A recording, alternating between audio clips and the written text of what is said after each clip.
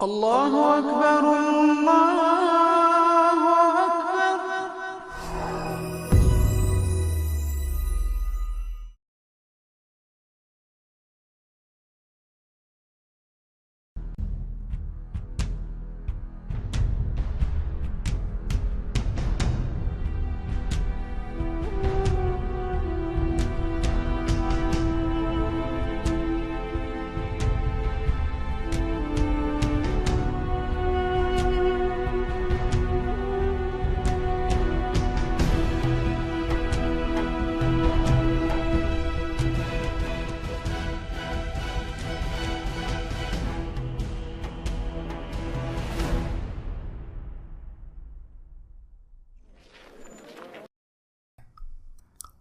उमर, आप क्या सोचते हैं उनके दीन के बारे में? बिल्कुल वही जो आपको सोचना चाहिए, जो कुरैश के हर फर्ज को सोचना चाहिए, जो कोई भी सबको खुश और एक दूसरे के साथ देखना चाहता है और जिसको रिश्तेदारों के आपस में लड़ाई झगड़े बिल्कुल भी पसंद नहीं, यानी कि एक दूसरे के खिलाफ होना नापसंद है। क्योंकि अगर हम ऐसा नहीं सोचेंगे तो सारे अरब मिलकर हमें नोच खाएंगे। क्या आपको लगता है कि ऐसा होगा? मुझे पूरा यकीन है।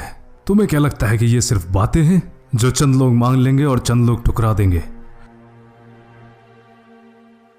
हम हरम के निगहबान लोगों में से हैं ज़ैद।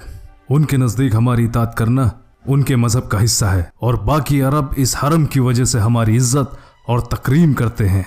और जो कोई भी हमारी ख्वाहिशों के खिलाफ जाने की सोचे वो यही समझता है कि वो हमारे खुदाओं के खिलाफ जा रहा है।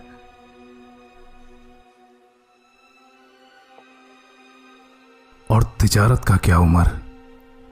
हरम और तिजारत, उन्हीं की वजह से कुरैश को मुकाम हासिल है। बिल्कुल, दोनों चीज़ों से कुरैश को कोई नुकसान नहीं, क्योंकि खुदा ने कुरैश को मुकाम दिया है कि हम खादिम हरम हैं और तिजारत से हम उसके लिए वो माल लाते हैं जो उसको कायम रखने में हमारी मदद करता है और हमें मौका देता है कि हम यहाँ इबादत के लिए आने वालों की खूब देखभाल कर सकें। और फिर कुरैश इस पैसे का इस्तेमाल करते हैं ताकि हरम की देखभाल हो सके, और इसीलिए खुदा ने हमें अपने मज़हब और दौलत का अमीन बनाया है। इन्हीं दोनों की वजह से आज हम तमाम अरब पर बादशाहत कर रहे हैं। अब तुम भी बताओ, अरबों को कैसा लगेगा जब उन्हें पता चलेगा कि कुरैशियों के अब आपस में ही झगड़े होने शुरू हो गए हैं? तो फिर कुछ लोग उठेंगे और कहेंगे कि कुरैश के मज़हब की तो कोई हैसियत ही नहीं है, मतलब कुरैश कोई मुकद्दस कबीला ही नहीं है। ऐसी सूरत में लोग हमारे मज़हब पर चलना छोड़ देंगे और लोग तो हमारे रस्म व रिवाज को भी मानने से इनकार कर देंगे। कुरैशियों की ऐसी हालत देखकर हमारे मज़हब पर चलने वाले या तो फिर अपने घरों में ही इबादत करेंगे या फिर हरम पर कब्जे की नियत से हमारे साथ जंग करेंगे और हमसे छीन लेंगे। ये है मेरी सोच, और मैं इस बात को यकीनी तौर पर कहता हूं ताकि लोग इस बात को माने, चाहे वो छोटा हो या बड़ा।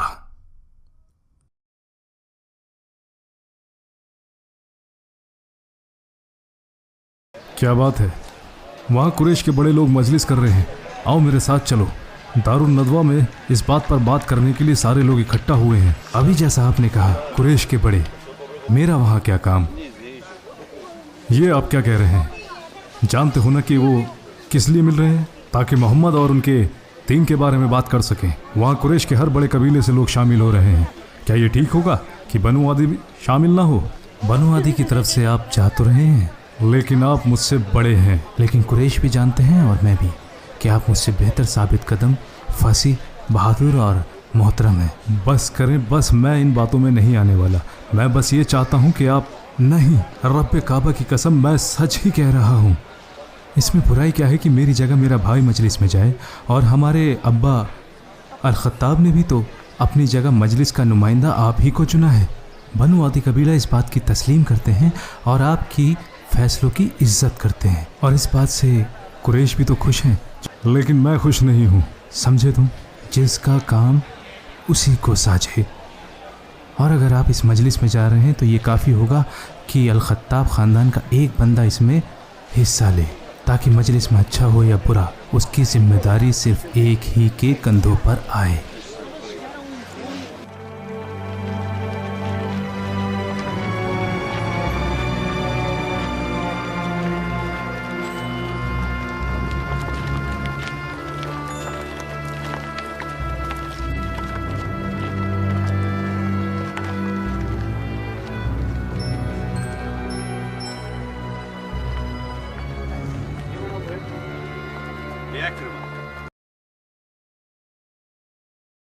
तुम लोग यहाँ खेल रहे हो जबकि अंदर सभी बड़े अहम मौजू पर बात कर रहे हैं, मोहम्मद के बारे में। क्या तुम कुछ नहीं कहोगे कि वो अपनी अकल से मसले हल कर दें, वरना हम अपनी तलवार से तो कर ही देंगे।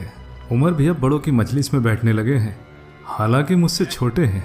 उनके वालिद अल खत्ताब ने उनके लिए जगह खाली की और बनु आदिम ने इसको मान लिया। गुस्से के थोड़े तेज हैं, लेकिन इस इज्जत के हकदार हैं। वैसे मैं और उमर रिश्तेदार भी हैं, इसलिए ज़रा देख के बात करना। खालिद ने ठीक ही कहा। तुमसे किसने कहा कि मैं उमर के बारे में कुछ बुरा बोलने वाला था? तुम्हारी आंखों में नजर आ रहा है, और मैं तुम्हें अच्छी तरीके से जानता हूँ। चलो उमर, ये शर्त मेरे और सफवान के बीच में लगा दो। 2 ऊँट की शर्त रही। 2 ऊँट, एक काफी नहीं है क्या? भाई अगर तुम जीत गए तो मजा भी तो 2 गुना हो जाएगा, और अगर हार गया तो दुख भी तो 2 गुना होगा। अच्छा, तो अब सहरा के सबसे अमीर शख्स सफवान को गरीबी की फिक्र होने लगी, जबकि जनाब एक ऊँट ज़िबा करवाते हैं। वो ऊँट तो सही काम में इस्तेमाल होता है। क्या कहा?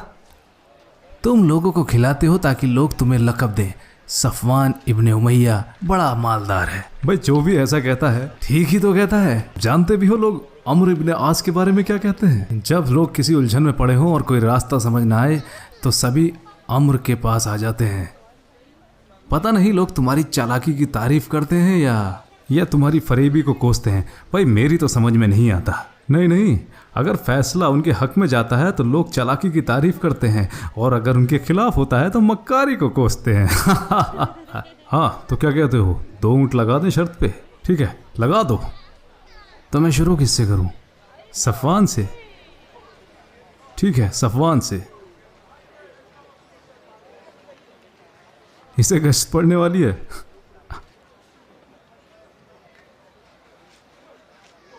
अफसोस मेरे भाई, अब तुम भी मेरे साथ ऐसा सलूक करोगे? भाई मैं क्या कर सकता हूं, मैं तो बस तुम लोगों को खिला रहा हूं।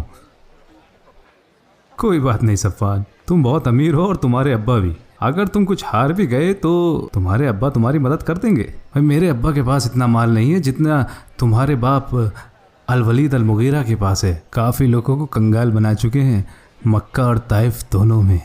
मैंने अल्लाह और अल-उज़्ज़ा की इबादत की थी यहाँ आने से पहले, और दोनों के नाम पर जानवर कुर्बान करके लोगों को भी खिलाए थे। शायद तुम्हारी आवाज़ उन तक पहुंची नहीं, वरना वो तुम्हारी मदद ज़रूर करते।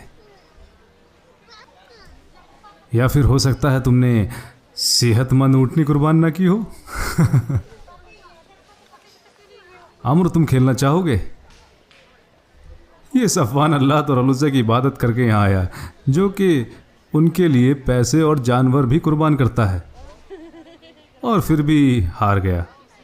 तो फिर सोचो अल्लाह और उज़्ज़ा मेरे क्या हश्र करेंगे, जिसको उनके पास से गुजरे भी महीना हो गया और आज तक बस एक कमज़ोर सी बकरी उनके नाम पर कुर्बान की है। तुम्हें क्या हो गया अबू जंदल?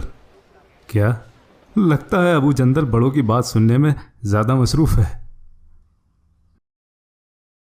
जब सिर्फ उन्होंने एक खुदा को मानने की बात की और हमारे खुदा और बुतों को मानने से इनकार कर दिया, तो फिर ये कैसे कह दें कि उन्होंने हमारे खिलाफ कुछ भी नहीं कहा? हमें क्या फ़र्क पड़ता है अगर हम अपने खुदाओं की वैसे ही हिफाजत करते रहें जैसे हम करते रहें, या फिर तुम मोहम्मद से डरकर अपने खुदा का दीन छोड़ दोगे?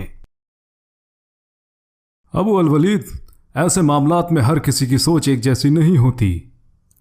देखो कुछ लोग अब हमारे दरमियान इस मजलिस में भी नहीं हैं। कहाँ है अबू बकर? कहाँ है उस्मान? कहाँ है अबू उबैदा? हमें सिर्फ उन लोगों का पता है जो हमारे बीच से गायब हैं, या वो लोग जो ये मानते हैं कि दीन मोहम्मद कबूल करके लोगों पर जाहिर कर दें।